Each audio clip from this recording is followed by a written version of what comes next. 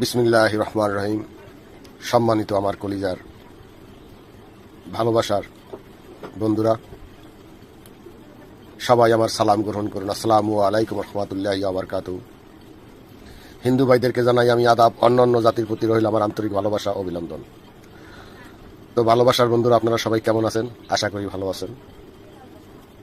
আমি আজকে আপনাদের সামনে দুইটি কথা বলতে চাই।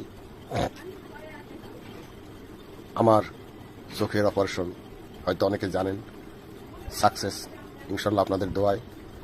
তো আমি কিছুদিন